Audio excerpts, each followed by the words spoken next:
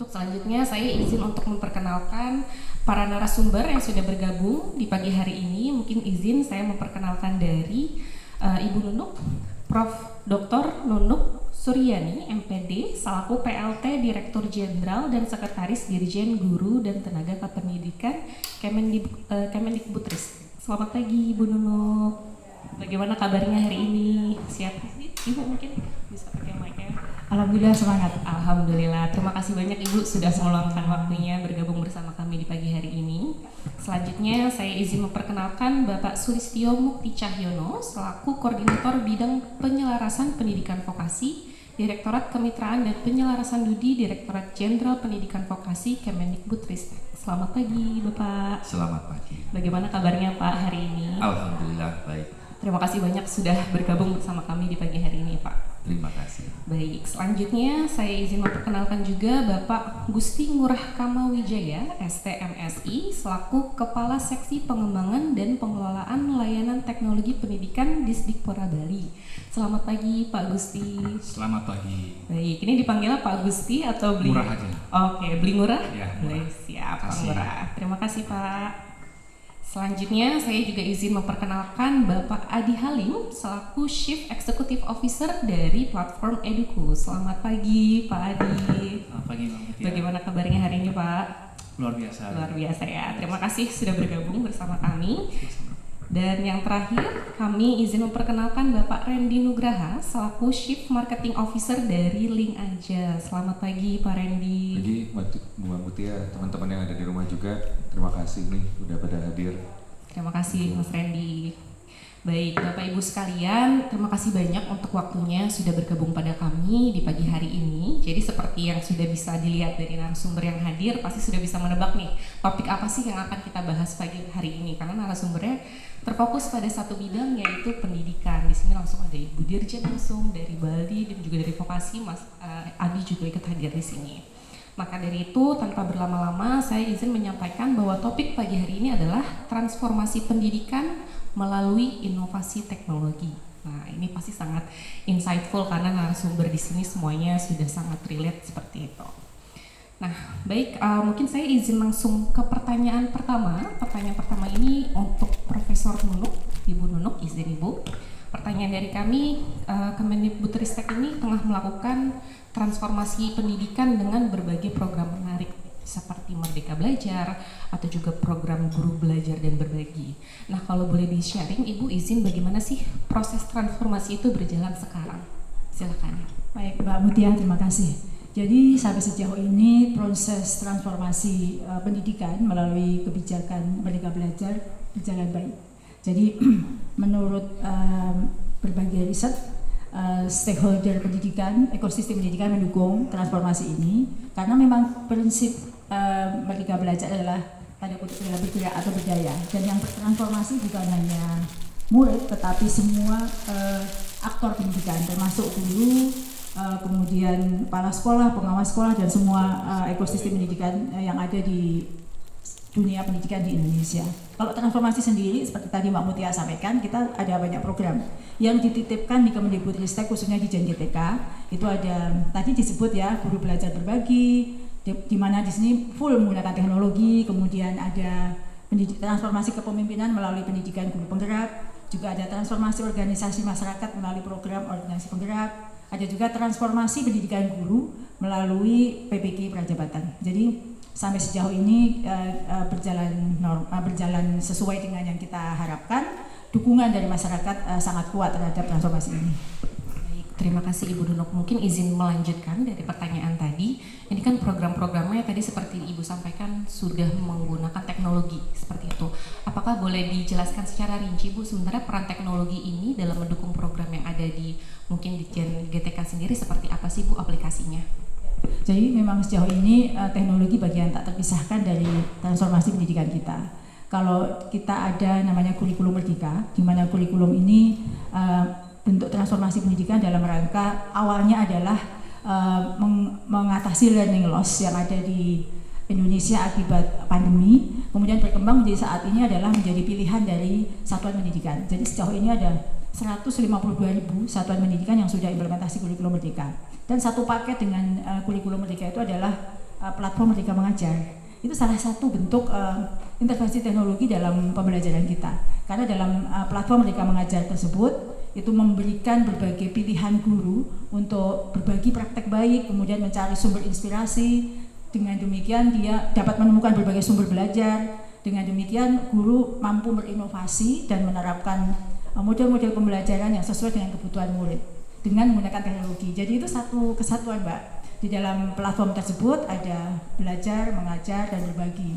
Jadi ada berbagi praktek baik. Sumber belajar itu tidak hanya dari Kemendikbudristek, tapi juga dari guru-guru di seluruh Indonesia yang berbagi praktek baiknya, baik selama pandemi maupun setelah pandemi. Jadi luar biasa intervensi teknologi tersebut. Baik, terima kasih. Mungkin jadi intervensi dari teknologi ini bukan hanya menyasar ke murid-murid ya Bu ya, tapi guru-guru juga sangat dibantu ya untuk dengan adanya perkembangan teknologi ini. Baik, izin terima kasih Bu Nunuk. Mungkin selanjutnya saya izin ke Pak Sulistyo, Pak. Izin, mungkin kalau dari pendidikan vokasional sendiri Pak, mungkin boleh diceritakan peran teknologi ini seberapa pentingnya sih Pak untuk pendidikan vokasional? Baik, terima kasih Mbak Mutia. Jadi peran teknologi di pendidikan vokasi itu kan ada beberapa hal ya. Yang pertama terkait intervensi guru, saya pikir sama dengan yang terjadi di Direktorat Jenderal GTK, itu sama. Jadi guru-guru semuanya sama memanfaatkan platform teknologi. Hal yang terjadi di pendidikan vokasi ini akan menjadi sesuatu yang bermanfaat.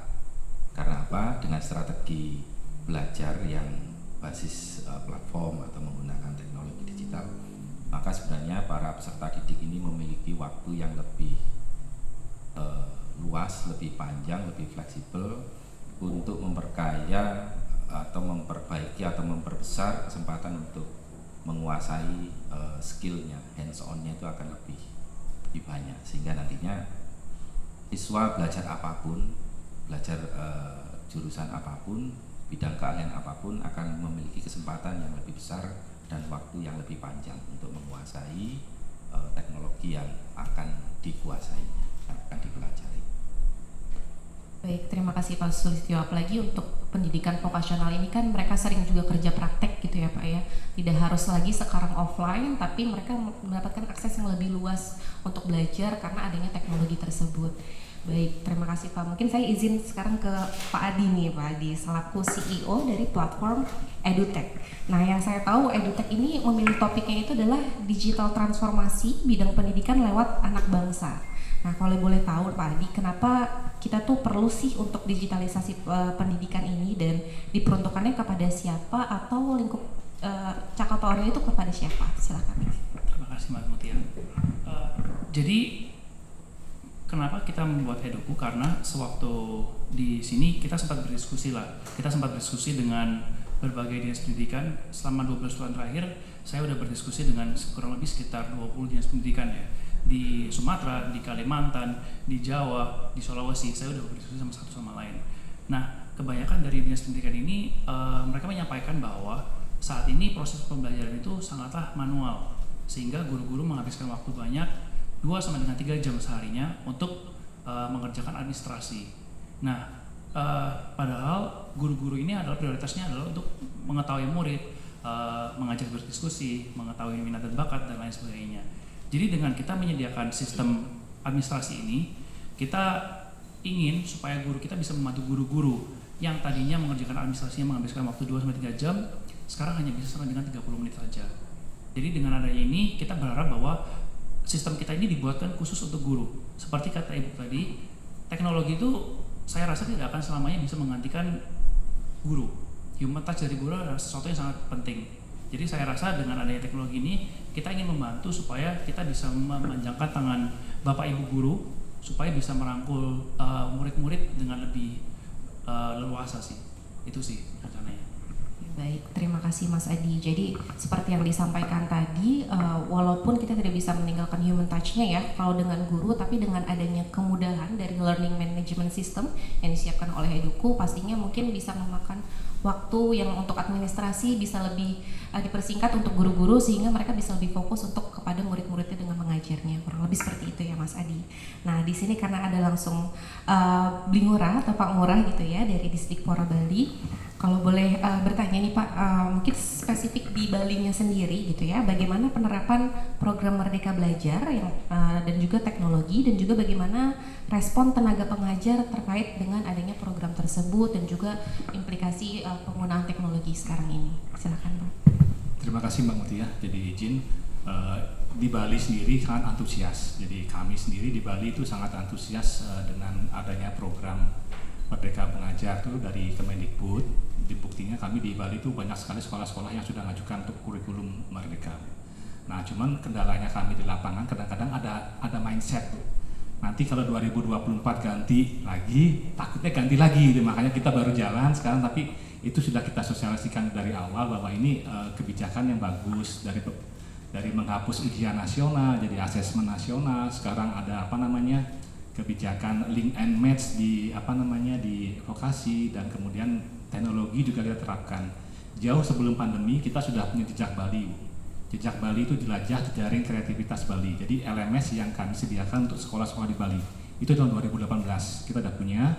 Kemudian 2019 kita buat studio mini. Jadi kadang-kadang guru itu punya passion untuk bikin media pembelajaran tapi nggak punya tempat, nggak punya sarana prasarana, nggak punya green room, nggak punya kamera, kita sediakan di dinas. Jadi mereka guru-guru tinggal ngajukan surat kapan mau pakai, nggak bisa editing, kita sediakan tim editing. Jadi tinggal istilahnya bawa konsep aja mau bikin apa di sana, kemudian bikin, nanti kita syaratkan. Jadi apa yang Bapak Ibu bikin itu bisa share ke semua guru yang sama. Karena kan guru matematika di sekolah A sama sekolah B materinya sama, itu aja. Jadi nggak perlu redundant lagi kita bikin. Mungkin itu Mbak yang bisa saya sampaikan. Baik, terima kasih. Jadi sudah difasilitasi sekali ya Pak ya untuk di Bali ini.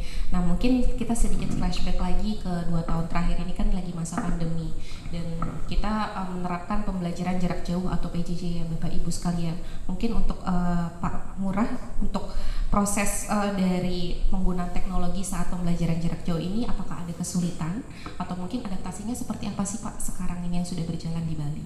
Kalau di Bali itu kan relatif cukup kecil Ibu ya. Jadi Bali itu cuma satu pulau besar, ada 2 pulau kecil.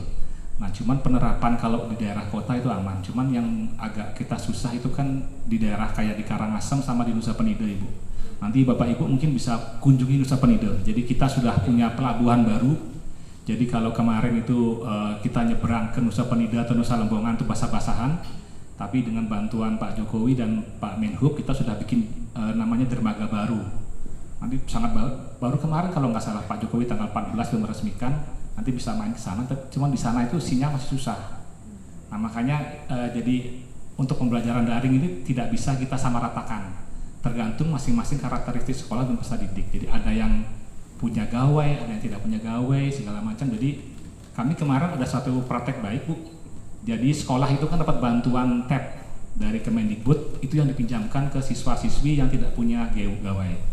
Kemudian ada bantuan kuota juga dari Pusdatin, itu sangat membantu sekali. Mereka langsung diinjek kuotanya, langsung bisa digunakan. Jadi sampai saat ini sih belum ada kendala berarti, termasuk set-top box yang kemarin alih dari di TV analog ke digital, itu sekarang kita lagi programkan untuk di sana kan ada USB-nya. Jadi itu kita bisa masukin media pembelajaran. Jadi selain untuk nonton TV, juga bisa untuk belajar. Itu sedang kami programkan supaya untuk daerah-daerah yang sinyal susah, TV susah bisa menggunakan teknologi. Mungkin itu Mbak. Baik, terima kasih. Wah, ini sudah disiapkan sekali ya. Jadi walaupun akses internet mungkin belum merata, tapi sudah disiapkan untuk bisa belajar melalui tadi ada USB gitu ya yang dibagikan kepada murid-murid. Keren banget. Nah, mungkin izin sekarang saya bertanya ke Mas Randy selaku perwakilan dari Link aja. Nah, di masa pandemi ini kan seperti yang kita ketahui Mas, adopsi dari keuangan digital dan fintech itu juga meningkat. Seperti itu. Nah, mungkin boleh diceritakan Mas bagaimana perkembangan industri fintech dapat berkontribusi pada dunia pendidikan? Ya, terima kasih Mbak Mutia. Jadi kita lihat memang benar di masa pandemi ini mengkatalis adopsi teknologi lebih banyak di masyarakat. Nah, mungkin edukasi ini menjadi salah satu aspek yang memang udah kita dorong dari 2-3 tahun yang lalu, Bapak Ibu ya. Jadi kita melihat di masa pandemi ini justru adopsi semakin meningkat. Pertama yang kami lakukan adalah satu, kita memfasilitasi untuk beberapa sekolah ya baik swasta maupun negeri untuk bisa melakukan transaksi finansial di sekolah tersebut dengan menggunakan teknologi jarak jauh ya, online payment Bu gitu. Jadi pembayaran SPP, pembayaran uang wisuda untuk beberapa universitas itu bisa dilakukan melalui aplikasi langsung dari handset ataupun gawai. Itu yang pertama. Yang kedua, kami juga melihat peranan teknologi ke depannya itu tidak hanya bisa dimanfaatkan di sektor-sektor yang sifatnya transaksi finansial langsung. Edukasi juga kita lihat ini ke depannya akan sangat berpengaruh. Karena itulah di masa pandemi ini justru kita banyak melakukan kegiatan dengan pemerintah juga, Bu. Jadi tadi Pak Ngurah sempat menyebutkan bahwa ada bantuan tunjangan komunikasi misalnya. Nah, dulu kuota ya, dulu mungkin dilakukannya secara fisik gitu Bu ya, misalnya dengan pemberian voucher atau yang lain. Nah, ini kita juga mulai berperan aktif, kita bekerja sama dengan salah satu universitas di Nusa Tenggara Barat dan juga di Malang untuk memberikan bantuan tunjangan komunikasi kepada mahasiswanya untuk bisa tetap melakukan pembelajaran secara daring tanpa terkendala adanya tidak memiliki kuota. Nah, itu kita rutin lakukan di masa-masa pandemi. Nah, selain itu juga start dari 2020 pemerintah mengeluarkan program prakerja. Nah, di sini kaitannya dengan pelatihan. Nah, ini juga Link Aja menjadi salah satu partner dari Kementerian Ekonomi, Kemenko Perekonomian untuk menyalurkan bantuan digital untuk masyarakat yang siap untuk masuk ke pelatihan prakerja gitu. Nah, itu beberapa langkah. Nah, di samping dengan pemerintah, Link Aja juga secara aktif ya, kita melakukan edukasi melalui series webinar dengan beberapa EdTech gitu ya Bu, Education Technology Provider untuk terus melakukan pelatihan penggunaan Link Aja ya, penggunaan financial technology dan juga untuk melakukan penyampaian terkait dengan inklusi finansial. Nah, yang terakhir, kita juga saat ini bekerja sama dengan beberapa education technology juga Bu, termasuk juga dengan rekan-rekan di Eduku untuk memastikan bahwa teknologi yang sudah masuk ke dunia edukasi bisa terfasilitasi untuk transaksi finansialnya gitu. Kita tahu teknologi yang tadi disampaikan Eduku, rekan-rekan dari educational teknologi yang lain membantu guru dan juga mahasiswa ataupun siswa untuk belajar lebih mudah. Tapi ketika itu membutuhkan adanya financial transaction, tidak hanya melakukan pembayaran Bu ya, tapi kayak tadi ada disbursement, bantuan, itu kan financial transaction juga Bu. Nah, itu bisa terfasilitasi secara digital juga. Jadi kurang lebih peran-peran di sektor finansial yang terkait dengan edukasi itu tadi yang kita ambil. Tidak hanya dengan pemerintah, kami juga proaktif melakukan webinar gitu ya, atau penyampaian informasi. Dan yang terakhir kita juga bekerja sama dengan private sector gitu. Mungkin itu dari saya. Baik, terima kasih banyak Mas Randy. Jadi Link Aja ini walaupun kaitanlah keuangan pembayaran secara digital seperti itu ya Mas, tapi tidak melupakan di sektor pendidikan. Seperti yang sudah disampaikan, kita di Bali itu ada STMIK Primakara Beli, itu sudah disupport pembayarannya menggunakan Link Aja SPP-nya. Kemudian juga disampaikan untuk penyaluran dana mulai dari program yang skalanya nasional seperti Kartu Prakerja hingga untuk masing-masing universitas. Jadi kalau mereka butuh ada penyaluran bantuan pulsa atau mungkin bantuan dana, itu Link Aja sudah secara reguler menjalankan program-program tersebut. Seperti itu, harapannya ke depannya bisa lebih luas lagi ya Mas Randy, ya mungkin di Bali kalau misalnya nanti ada project-project lagi itu juga bisa disupport dari Link Aja. Oke, mungkin selanjutnya saya izin kembali ke Bu Nunuk, Ibu izin. Menurut Ibu sendiri dengan laju digitalisasi yang ada, seperti yang tadi sudah disampaikan oleh Pak Ngurah juga, pastikan ada keterbatasan dari akses gitu ya. Apakah sudah ada langkah-langkah atau program-program tertentu yang memang disusun dari GTK gitu ya Bu, untuk bisa menyelaraskan dari ketimbangan akses yang ada ini? Silahkan. Baik, terima kasih Mbak Mutia. Jadi memang betul, jadi keterbatasan akses ini menjadi permasalahan utama pemerataan pendidikan kita. Pembangunan teknologi dan juga digitalisasi pendidikan yang sekarang menjadi program Kemendikbudristek.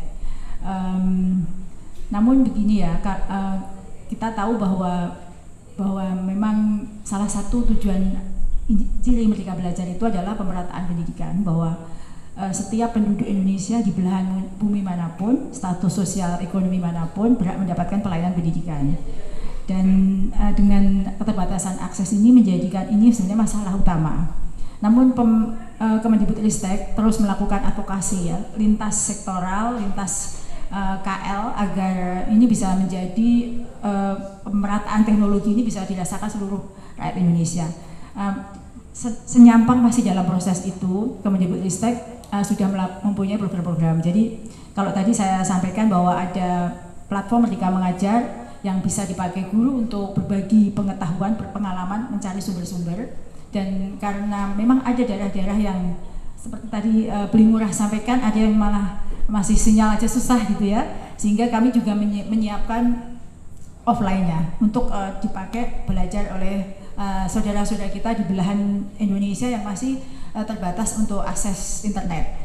Di samping itu, seperti yang tadi saya sampaikan dalam kurikulum Merdeka, ini salah satu dari upaya untuk implementasi kurikulum Merdeka ini menggunakan komunitas belajar. Jadi komunitas belajar itu kelompok guru maupun orang-orang yang peduli dalam pendidikan di dalam satuan pendidikan, di luar antar satuan pendidikan maupun secara daring, yang bisa dipakai guru di seluruh Indonesia untuk berkolaborasi. Misalnya di daerah yang sulit akses tadi ada komunitas belajar guru, disitulah tempat berkolaborasi, berbagi dan mencari pengetahuan. Jadi selain ada soft offline-nya juga ada komunitas belajar, karena prinsip kolaborasi dan berbagi itu adalah prinsip utama Merdeka Belajar. Di situ komunitas itu di sekolahnya sendiri ada, kemudian di kabupaten, kecamatan ada komunitas belajar yang bisa berbagi pengetahuan praktek baik mereka. Itu yang bisa membantu untuk yang keterbatasan akses. Oke, baik, terima kasih Ibu. Jadi selain pendidikan formal di sekolah masing-masing, dengan disiapkannya komunitas-komunitas belajar ini juga harapannya bisa memperluas lagi akses murid-murid untuk belajar ya Bu ya, seperti itu. Baik, nah mungkin saya izin bertanya ke Mas Adi nih sekarang selaku dari pelaku edutech gitu ya Mas ya. Bagaimana pandangan Eduku terkait peluang transformasi digital di bidang pendidikan ke depannya nih Mas? Silakan. Terima kasih Mbak Mutia. Jadi terkait dengan peluangnya itu sebenarnya cukup besar ya, karena di Indonesia sendiri kan kita ada 55 juta murid, mungkin akan bertambah ke 56 ke 57 ya dekat-dekat ini. Cuman mungkin sesuai dengan kata Ibu Dirjen tadi, memang pemerataan pendidikan ini sangatlah bergantung kepada infrastruktur yang memadai. Karena berbasis dari pengalaman kita tahun lalu sempat mengimplementasikan sistem kita di Kalimantan Utara, yang dimana di saat itu tuh banyak sekali lembah-lembah, banyak gunung-gunung, sehingga memang susah untuk membuat sebuah sinyal dan lain sebagainya. Tapi saya rasa antusias teman-teman yang ada di sana pun juga cukup luar biasa. Mereka juga berani untuk mengadopsi sistem yang gimana caranya supaya guru-guru ini bisa mengajar dengan lebih mudah dan lebih efektif. Jadi memang di pasca pandemi ini akan terjadi perubahan yang cukup signifikan, yang mungkin dulunya rekan-rekan sebelum semelek teknologi ini, sekarang mereka jadi jauh lebih melek teknologi. Jadi menurut saya sih potensialnya akan jadi luar biasa sih Mbak Mutia. Baik, mungkin bisa menambahkan ya Mas Adi, kalau awalnya digitalisasi ini fokusnya untuk mempermudah murid saja untuk belajar gitu ya dengan banyak platform edutech, tapi di sini Eduku hadir juga untuk mempermudah guru-guru dengan layanan learning management systemnya, seperti itu ya Mas ya. Baik, nah mungkin izin saya sekarang ke Pak Sulistyo Pak, izin terkait digitalisasi ini pastinya kita membutuhkan talenta digital gitu ya, semua udah serba digital gitu. Nah, bagaimana dari vokasi sendiri mempersiapkan talenta digital tersebut? Silakan Pak. Terima kasih. Yang pertama jelas pembiasaan. Jadi kita memastikan bahwa para peserta didik ini sudah sejak dini terpapar teknologi, dan mereka juga perlu mendapatkan akses gitu ya untuk bisa menggunakan teknologi yang sudah ada ini seoptimal mungkin. Mungkin ada hal-hal yang masih belum dapat diakses oleh peserta didik yang mungkin usianya masih anak-anak gitu ya. Kemudian kalau beda lagi kalau misalnya levelnya sudah mahasiswa, ini hal yang berbeda. Jadi penggunaan akses itu penting. Kemudian berikutnya adalah terkait dengan literasi digital, itu juga sudah kita siapkan sejak dini. Jadi mereka bisa menggunakan teknologi yang ada di sekitarnya itu secara bertanggung jawab. Kemudian kita juga sudah menyiapkan sejak dini terkait dengan pembelajaran logika gitu ya, sejak dini. Jadi ini bukan merupakan sebuah mata pelajaran yang khusus untuk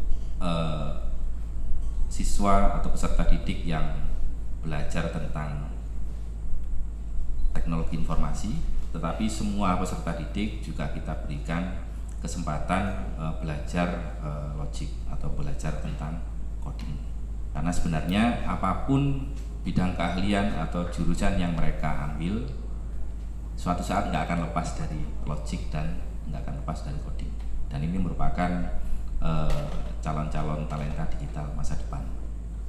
Baik, terima kasih banyak Pak. Jadi memang sudah disiapkan ya Pak ya, karena menghadapi perkembangan di dunia ini untuk digital, semua sudah serba digital gitu ya, sehingga talent-talentnya juga harus siap, jangan sampai kita ketinggalan gitu ya dengan teknologi itu sendiri. Baik, nah mungkin saya izin kembali ke Pak Murah.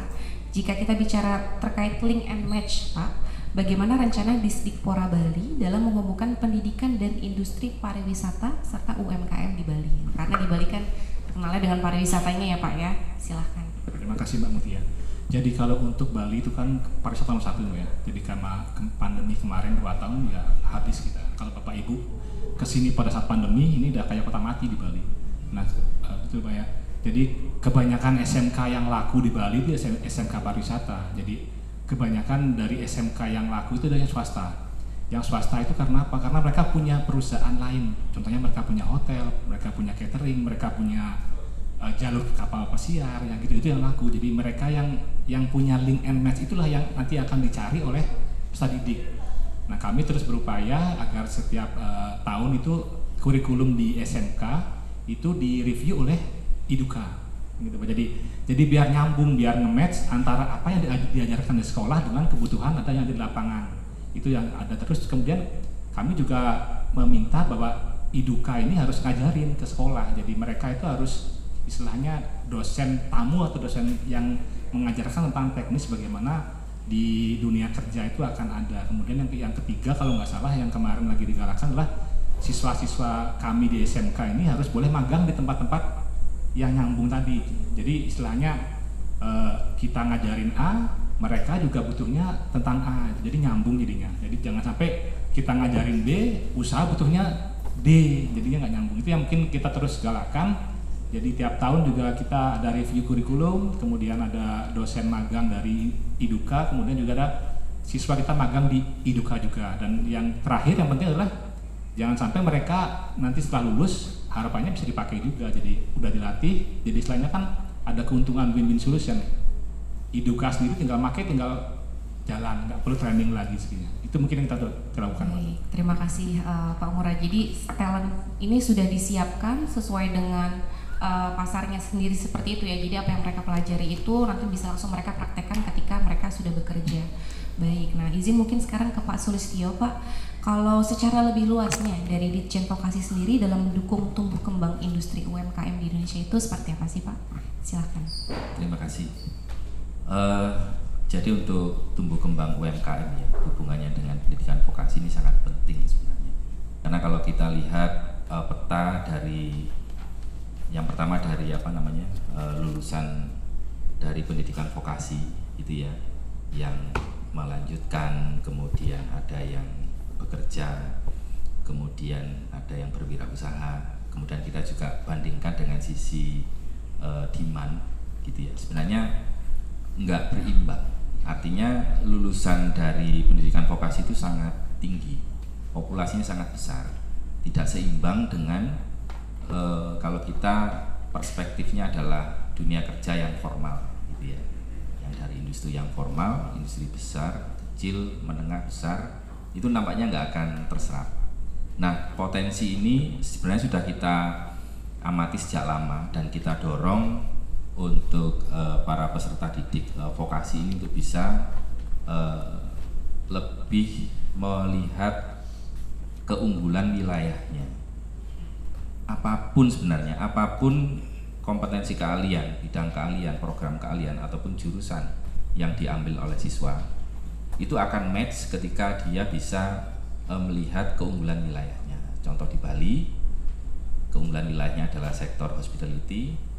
Apapun sebenarnya keahlian peserta didik nantinya lulus itu bisa untuk diarahkan untuk lebih match atau masuk ke sektor UMKM. Nah ini kita dorong terus dan selalu ada intervensi khusus untuk sekolah-sekolah atau SMK ataupun pendidikan tinggi supaya mereka bisa melakukan kolaborasi atau melakukan kerjasama untuk memastikan lulusan-lulusannya nanti akan bisa melakukan atau terjun langsung di UMKM. Baik, terima kasih banyak Pak Sulistyo. Mungkin terakhir nih izin untuk Mas Randy. Kalau dari dunia fintech sendiri, bagaimana sih peluang digitalisasi lebih lanjut di sektor pendidikan yang mungkin bisa dikembangkan dan dikolaborasikan, Mas? Silakan. Ya, mungkin tadi beberapa hal yang tercapture atau terlihat saat ini, pendidikan kaitannya dengan transaksi finansial sudah terjembatani ya.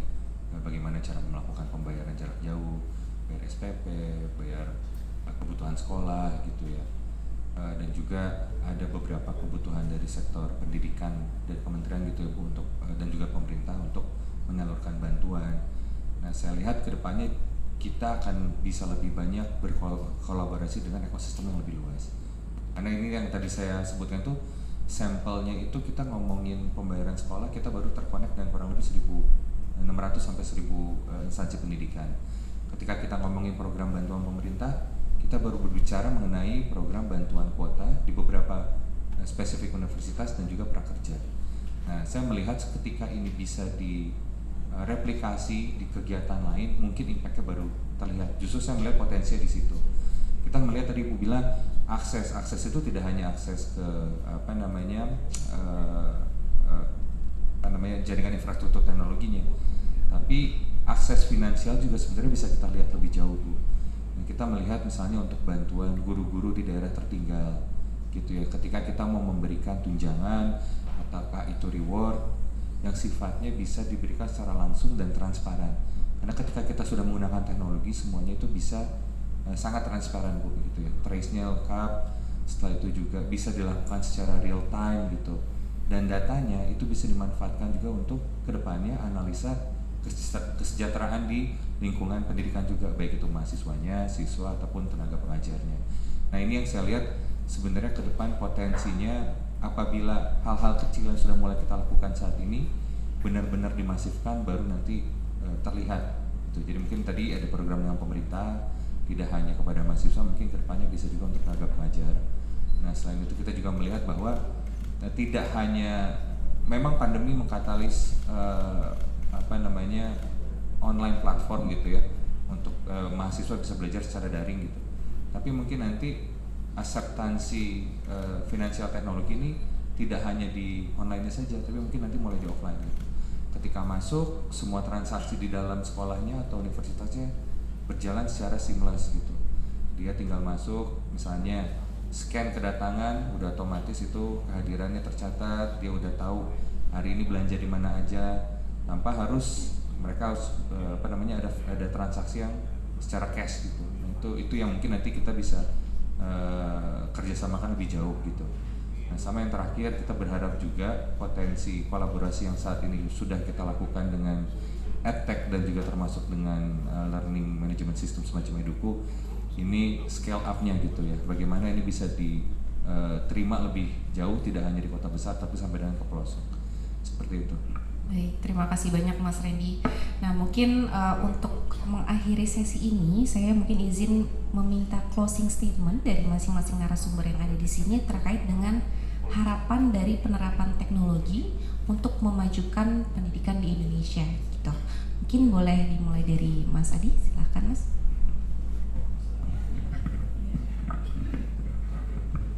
Sebagai langkah awal kita untuk membuat konkret kerjasama dengan Dinas Pendidikan Provinsi di Bali, mungkin izin ya Ibu Dirjen, kami dari Eduku berencana untuk memberikan sebuah voucher aplikasi untuk seluruh guru di sekolah, di 10 sekolah terbaik di Provinsi Bali, voucher seharga 450 juta rupiah, Pak.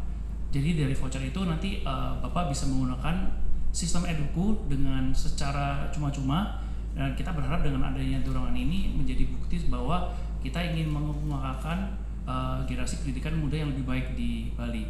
Jadi dari situ kita ingin berterima kasih kepada tim Lingaja sudah mengorganisasi sebuah event yang sangat luar biasa, dan juga kepada Ibu Dirjen, Bapak Sulistyo, Beli Gusti, dan juga Pak Randy atas eventnya. Sekali lagi terima kasih. Mudah-mudahan bisa diterima dengan baik, Pak. Terima kasih banyak Mas Adi. Izin mungkin bisa dilanjutkan dengan Prof. Nunuk. Baik, terima kasih Mbak Mutia. Pertama terima kasih untuk forum ini sehingga bisa menyuarakan betapa pentingnya teknologi untuk pendidikan. Terima kasih untuk Link Aja ya sudah memfasilitasi kami. Kita tahu tadi dari semua pembicaraan kita bahwa teknologi itu menjadi satu tantangan dan hambatan juga. Di satu sisi Kemendikbudristek sudah mengakselerasi penggunaan teknologi untuk berbagai kepentingan pendidikan, namun di sisi lain kita tahu bahwa masih banyak daerah-daerah yang masih terbatas untuk penggunaan teknologi ini. Maka kolaborasi yang apik seperti Eduku tadi yang kita harapkan. Jadi kita sangat ingin berkolaborasi dengan semua pihak yang sangat peduli terhadap pendidikan, terutama yang seperti ini, Eduku dan lain-lain, berkontribusi untuk pendidikan. Ini terima kasih untuk Eduku yang sudah memberikan vouchernya sehingga bisa pendidikan di Bali semakin maju. Dan tentu mengundang semua organisasi atau lembaga atau perusahaan teknologi yang punya kepedulian yang sama untuk pendidikan, untuk bersama-sama berkontribusi untuk memajukan pendidikan Indonesia yang saat ini sudah dimulai oleh Mas Menteri ini sudah mencapai tingkat yang sangat luar biasa. Terima kasih. Terima kasih Ibu Nunung. Selanjutnya silakan Mas Randy untuk closing statement-nya. Ya, dari Link Aja tentunya kita berterima kasih banyak untuk Kemendikbudristek, Ibu Dirjen, Eduku, Pak Sulis, Pak Ngurah. Kami melihat bahwa yang edukasi ini merupakan salah satu sektor yang di Link Aja sendiri ini benar-benar kita highlight, Bu. Benar-benar kita fokuskan karena ini tidak hanya untuk Link Aja tapi sebenarnya buat akses finansial yang lebih baik lagi ke masyarakat Indonesia gitu. Kuncinya apa? Kunci ada edukasi. Nah, kita harapkan ke depannya Link Aja tetap bisa berpartisipasi aktif dan bekerja sama dengan baik dengan Kemendikbudristek, dengan Educational Technology Partner, dan juga bahkan dinas di level provinsi ataupun kota kabupaten. Diharapkan ya Pak ya, ke depannya kita masih tetap bisa dilibatkan lebih jauh, karena itu memang salah satu fokus Link Aja. Edukasi. Terima kasih. Baik, terima kasih Mas Randy. Selanjutnya mungkin Pak Solistio, silakan Pak. Terima kasih. Yang pertama saya mengucapkan terima kasih atas kegiatan difasilitasinya kegiatan ini. Ada dua hal yang perlu saya sampaikan terkait dengan penggunaan teknologi. Yang pertama, informasikan kepada kami, karena pendidikan ini kan bukan jangka pendek tetapi jangka panjang, minimal itu 3 tahun atau 4 tahun gitu. Jadi informasikan kepada kami update teknologi supaya bisa kami informasikan kepada ekosistem yang ada di satuan pendidikan. Yang kedua adalah berikan kesempatan kami untuk mengakses gitu ya, memanfaatkan teknologi yang ada yang terbaru supaya kami juga memiliki pengalaman untuk bisa menggunakan teknologi baru, apalagi teknologi yang nantinya akan digunakan oleh para peserta didik karena mereka nanti akan mengembangkan untuk masa depan. Terima kasih. Baik, terima kasih. Terakhir mungkin untuk Pak Ngurah, silakan Pak untuk closing statement-nya. Terima kasih. Ya, pertama-tama kami ucapkan terima kasih atas kesempatan ini. Yang kedua, terima kasih untuk Link Aja yang sudah mengarrange acara ini. Kemudian untuk Eduku, nanti kami akan laporkan pimpinan. Jadi untuk bantuan tadi, nanti mungkin kita bisa laksanakan sosialisasi lah bagaimana tentang Eduku ini. Kemudian yang pertama adalah selamat datang di Bali. Jadi jangan lupa menikmati keindahan alam dan budaya Bali, Bapak Ibu. Terus yang kedua itu kemudian pendidikan ini salah satu, kalau saya baca di semua agama itu sesuatu pahala yang tidak akan putus kalau saya lihat ya. Di agama manapun sama. Jadi kita bersyukur masih berkecimpung di dunia pendidikan walaupun melalui apapun lah. Itu nanti pahalanya tidak kita terima, anak cucu kita yang kita terima. Jadi bagi kami kolaborasi dan ikhlas bekerja itu sangat penting untuk memajukan pendidikan di Indonesia. Mungkin itu, Bu. Baik, terima kasih banyak para narasumber hari ini untuk closing statement-nya tadi dan juga untuk hadirin yang telah hadir di sini. Kita sudah saksikan sebuah diskusi yang sangat insightful, mulai dari persiapan guru, program-programnya, murid, hingga platform yang menyediakan kemudahan ya untuk pendidikan dari Eduku dan juga Link Aja untuk mensupport secara pembayaran digitalnya. Terima kasih banyak sekali lagi mewakili Link Aja untuk Ibu Dirjen, Pak Sulistyo, Ibu Ngurah, dan juga Mas Adi dan juga Mas Randy untuk kehadirannya pagi hari ini. Kami juga ingin mengucapkan terima kasih untuk Sobat Link Aja yang sudah join bersama kita secara online. Semoga apa yang kita diskusikan hari ini memberikan banyak banyak inspirasi untuk teman-teman. Mungkin nanti ada yang mau bergabung di Kementerian Pendidikan gitu ya, atau yang ingin menjadi guru dan yang lainnya. Ini sangat insightful sekali. Baik, kalau begitu saya izin untuk mengakhiri sesi talk show pada pagi hari ini. Terima kasih banyak. Assalamualaikum warahmatullahi wabarakatuh. Bisa di link aja.